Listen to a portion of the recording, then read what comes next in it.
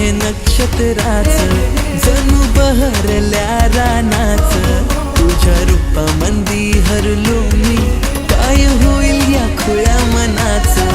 आलं 16व वरीस प्रेमाचं नातं जडलंय तुझं नि माझं तुझ्या नजरेला भुललो मी आभाळ फुटलंय माझ्या मनाचं तुझ्यासाठी मी आंदन आणली माझ्या इश्काची दौलत ही